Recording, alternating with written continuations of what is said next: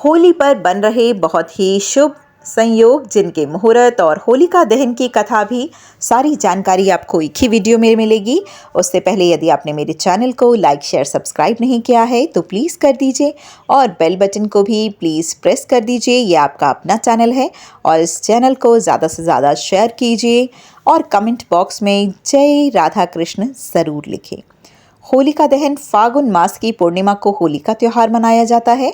7 मार्च को प्रदोष काल में होलिका दहन होना है, जो कि भद्रा रहित होगा और यह संयोग 19 वर्षों के बाद श्रावण मास में अधिक मास आने के कारण महाशिवरात्रि और होली 10 से 11 दिन पहले आएगी, जबकि रक्षाबंधन, गणेश चतुर्थी, दशहरा और दीपावली में करीब 19 दिन की देरी रहेगी। हिंदू पंचांग के अनुसार फागुन मास की पूर्णिमा तिथि के दिन होलिका दहन होना है और दूसरे दिन धुलंडी मनाई जाएगी। अष्टमी से यह त्यौहार प्रारंभ हो जाता है। फागुन मास की पूर्णिमा यानी होली के अगले दिन से ही चैत्र सुदी प्रतिपदा की शुरुआत हो जाती है और इसी दिन से नव वर्ष का भी आरंभ मनाया जाता है। इसीलिए होली पर्व नव संवत और नव वर्ष के आरंभ का प्रतीक भी मानी गई है।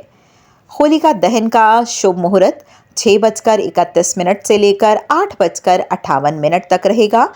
इसमें शुभ मुहूर्त जो है वो गोधूली मुहूर्त है, जो कि 5:51 से लेकर 6:15 तक रहेगा। अमृतकाल मुहूर्त जो है वो 7:22 से लेकर 9:07 तक रहेगा। सायंकाल जो संध्या मुहूर्त है यहाँ पे सायाहन, वो है 6:03 से लेकर 7:16 तक। निशिता मुहूर्त शाम को 11:44 से लेकर 12:33 तक रहेगा। फाग यानी होली होती है, इसे फागुन भी कहा जाता है। होलिका दहन से जुड़ी हुई भक्त प्रहलाद की कथा भी है। हिंदू धार्मिक पौराणिक ग्रंथों में ध्रुव, उपमन्यु, आरुणि, श्रवण कुमार के साथ ही भक्त प्रहलाद जैसे भी महान बालकों की कथाएं सुनी जाती हैं।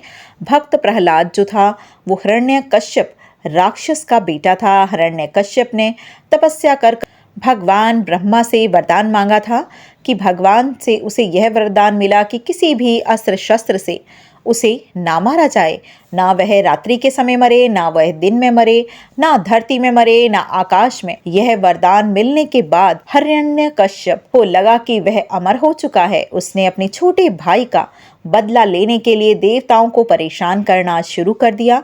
हिरण्यकश्यप ने अपने बेटे प्रहलाद को अध्ययन करने के लिए गुरुओं के पास भी भेजा, लेकिन राक्षस का पुत्र होने के कारण प्रहलाद भगवान की भक्ति में ही मगन रहता था। गुरुओं को प्रहलाद को दूसरी शिक्षा देने का आदेश। बालक प्रहलाद को हरि भक्ति की परीक्षा लेने के लिए हिरण्यकश्यप ने कुछ सवाल पूछे। प्रहलाद ने हिरण्यकश्यप को बताया कि सबसे श्रेष्ठ भगवान हरि हैं, इसीलिए वो उन्हीं की पूजा आराधना करेगा। प्रहलाद ने हिरण्यकश्यप को हरि का ज्ञान बतलाया, लेकिन वरदान के मद में इतना चूर हिरण्यकश्यप ने अपने ही पुत्र को मारने की ठान ली। भक्त प्रहलाद को मृत्यु देने का आदेश। हिरण्यकश्यप ने प्रहलाद को लाख समझाया, लेकिन प्रहलाद ने भगवान की भक्ति को नहीं छोड़ा। इसके बाद हिरण्यकश्यप ने प्रहलाद को यातनाएं देनी शुरू कर दी। हिरण्यकश्यप ने अपनी सेवकों को प्रहलाद को मारने का आदेश दे डाला। प्रहलाद पर तीर, भाले, अस्त्र शस्त्र से वार किए गए, लेकिन प्रहलाद के शरीर पर कोई असर नहीं पड़ा। हिरण्यकश्यप ने परेशान होकर प्रहलाद को हाथी के पांव के नीचे कुचलवाने का भी आदेश दे दिया, लेकिन हाथियों ने भी प्रहलाद को नहीं मारा। शेर, विष और हथियार का भी उस पर कोई असर न हुआ। हिरण्यकश्यप की बहन होलिका भी प्रहलाद को लेकर चलती चिता पर जा बैठ गई, लेकिन होलिका को अग्नि में ना जलने का वरदान मिला था, जबकि उसका वरदान भी काम ना आया और इस अग्नि में हिरण्यकश्यप की बहन होलिका भस्म हो गई। इसी दिन से होलिका दहन की परंपरा शुरू हो गई। बोलो कृष्ण भगवान की जय।